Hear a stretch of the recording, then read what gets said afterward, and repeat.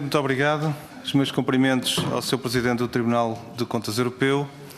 Deixar-lhe aqui algumas notas e depois três questões que me parecem importantes, até tendo em conta o contexto nacional. Portanto, em relação ao CREN, ao Quadro de Referência Estratégico Nacional, portanto, o anterior programa de financiamento a Portugal, ele começou muito tardiamente, começou sensivelmente em 2010. Os 3 primeiros anos praticamente não teve execução. E, na prática, ele teve um arranque efetivo, curiosamente, no período de assistência externa em Portugal.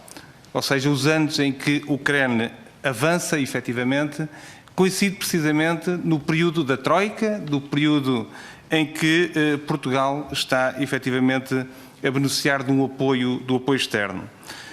E nesse contexto, Portugal consegue uma coisa notável, que é, para além de uma recuperação extraordinária, é reprogramar o CREN, orientando muito mais na lógica das empresas, muito mais na lógica da agenda da competitividade.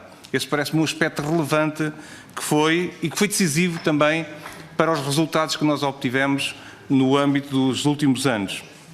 Deixar-lhe uma nota também que o nível de execução concluído no final do ano passado, em 2015, atingiu os 99%. Estamos a falar de despesa validada pelas autoridades nacionais e já certificada pela autoridade da entidade que gera e acompanha os projetos em Portugal, neste caso a ADC.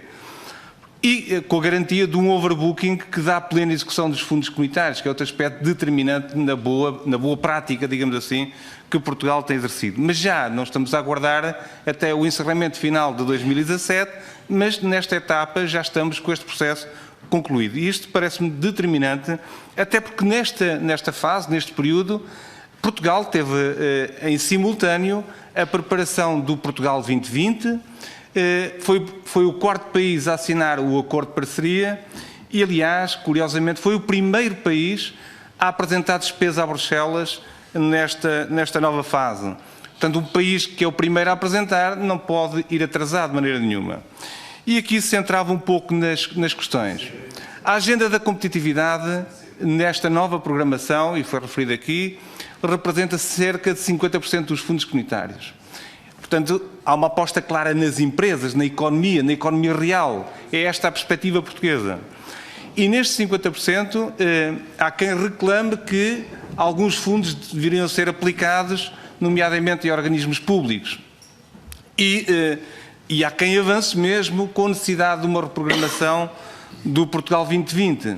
E a questão concreta é se esta ameaça à reprogramação, se a ameaça de um conjunto de reversões que estão a ser feitas em Portugal, não acarreta alguns riscos para a execução da nova programação de fundos, nomeadamente na captação de investimentos externos. Termino já, Sr. Presidente, só com mais 2 questões.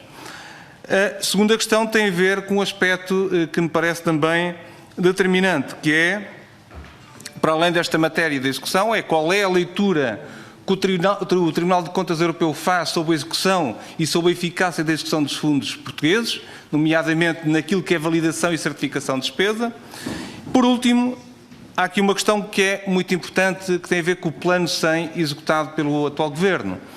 O Plano 100 adota um mecanismo de pagamento às empresas com a assinatura do contrato. Ou seja, a partir do momento que as empresas assinam o contrato, recebem de imediato uma percentagem significativa dos fundos.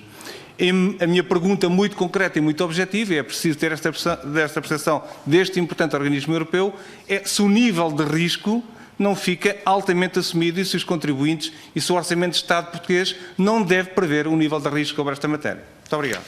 Obrigado.